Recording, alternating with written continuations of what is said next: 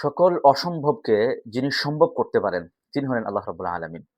আমরা আজকে একটি চমৎকার ঘটনার মাধ্যমে বিষয়টা জানার চেষ্টা করব ইনশাআল্লাহ বিইذনিল্লাহ। আমরা অনেক সময় দেখি অ্যা ডাক্তার যেমন কথার কথা ধরুন ডাক্তার কোনো পেশেন্টের ব্যাপারে, রোগীর ব্যাপারে ঘোষণা করল ব্রেইন ডেথ।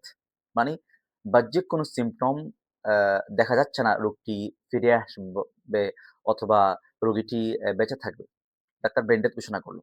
তাহলে আমি বলি প্রায় সময় যে শুধু ব্রেইন ডেথ নয়, ব্রেইন ডেথ এর সাথে যদি ফুল বডি ডেথ ও ঘোষণা করে ডাক্তার, অর্থাৎ এই রোগটা মৃত ঘোষণা করে, মৃত ব্যক্তিকেও যিনি জীবিত করতে পারেন, তিনি হলেন আল্লাহ রাব্বুল আলামিন। আল্লাহ রাব্বুল আলামিন কোরআন শরীফে এই বিষয়টা অত্যন্ত চমৎকারভাবে একটি ঘটনার মাধ্যমে উল্লেখ করেছেন।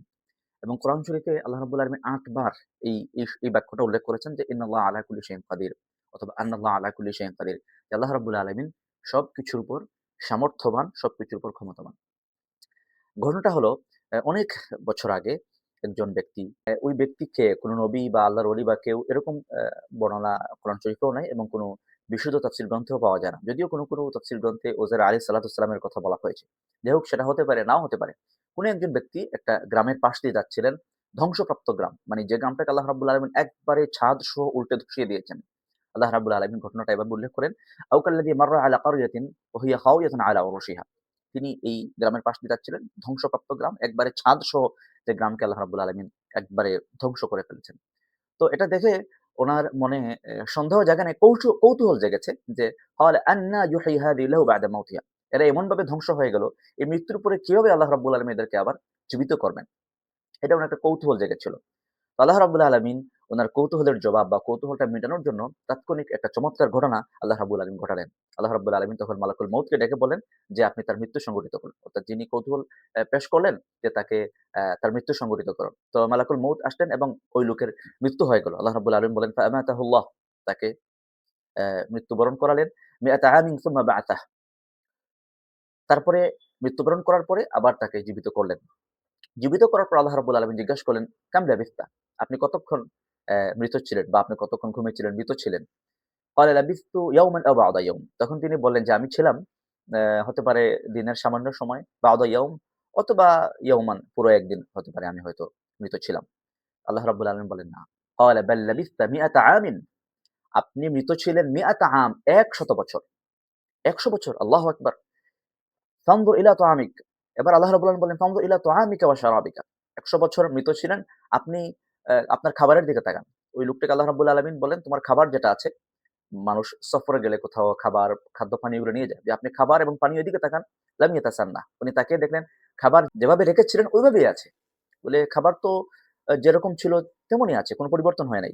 আল্লাহ রাব্বুল আলামিন বলেন, "এবার আপনি ওয়ানজুর ইলা হিমারিকা।" আপনি আপনার বাহনের দিকে তাকান।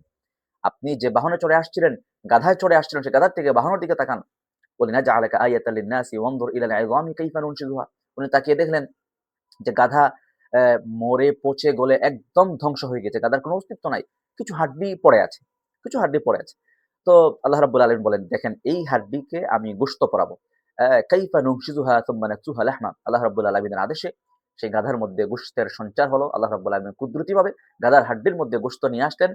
ফালাম্মা তাবায়্যানা লাহু, এটা যখন চাক্ষুষ উনি চোখের সামনে যখন এই ঘটনা দেখতে পেলেন, তখন তিনি বলেন, ক্বালা আ'লামু আন্নাল্লাহা আলা কুল্লি শাইইন কাদির। এখন আমার ভালোভাবে বিশ্বাস হয়েছে যে আল্লাহ আলা কুল্লি শাইইন কাদির, যে আল্লাহ রাব্বুল আলামিন সবকিছুর উপর সামর্থ্যবান। তাহলে অনেক সময় আমরা অনেক দুঃখ, কষ্ট, হতাশা, যন্ত্রণা যখন আমাদের আসে, যে আমরা মনে করি এর থেকে উত্তরণের কোনো পথ আছে না নাই, বা এটা কিভাবে সম্ভব হতে পারে? আমি কিভাবে এর থেকে উদ্ধার পেতে পারি? তো আল্লাহ রাব্বুল আলামিনের এই আয়াতটা হলো আমাদের জন্য সান্ত্বনা। যে দুনিয়ার মানুষ যেখানে যেটাকে অসম্ভব ঘোষণা করে দেয়, মানুষের সামর্থ্য যেখানে শেষ হয়ে যায়, মানুষের সকল ক্ষমতা যেখানে শেষ হয়ে যায়, আল্লাহ রাব্বুল আলামিন সেই অসম্ভব মুহূর্তেও সবকিছুকে সম্ভব করে দিতে পারেন। তিনি হলেন আল্লাহ। আন্নাল্লাহা আলা কুল্লি শাইইন কাদির। আল্লাহ রাব্বুল আলামিন সবকিছুর উপর সামর্থ্যবান, সবকিছুর উপর ক্ষমতাবান। এজন্য আল্লাহ রাব্বুল আলামিনের প্রতি আমাদের এই ইয়াকিন এবং বিশ্বাস থাকতে হবে যে ডাক্তার মৃত ঘোষণা করতে পারে অথবা মানুষেরা এটাকে অসম্ভব বলতে পারে। কিন্তু আল্লাহ রাব্বুল আলামিন এর কাছে সেটা সম্ভব। আল্লাহ রাব্বুল আলামিন সুস্থ করার মালিক। মানুষ মানুষ যখন বিপদে পড়ে আল্লাহ রাব্বুল আলামিন একমাত্র মানুষকে উদ্ধার করতে পারেন। আল্লাহ রাব্বুল আলামিনই একমাত্র মানুষের সকল সমস্যাকে সমাধান করতে পারেন এবং সেটা মুহূর্তের মধ্যেই সেটা করা সম্ভব। সেই আল্লাহ রাব্বুল আলামিনের ইবাদত আমরা করি। সেই আল্লাহ রাব্বুল আলামিনের কাছে দোয়া আমরা করি। এই ইয়াকিন সহকারে যখন কোন মানুষ আল্লাহ রাব্বুল আলামিনের কাছে দোয়া করবে, আল্লাহর কাছে চাইবে, তো আল্লাহ রাব্বুল আলামিন সেই দোয়াটা কবুল করেন এবং হাদিসে কুদসির মধ্যে আল্লাহ রাব্বুল আলামিন বলেন, "আনা ইনদা যান্নি আবদি বি।" বান্দা আমার প্রতি যেরকম ধারণা করে আমি তার সাথে এভাবেই মুআমালা করে থাকি, অর্থাৎ আমার আচরণটা তার সাথে এভাবেই হয়ে থাকে।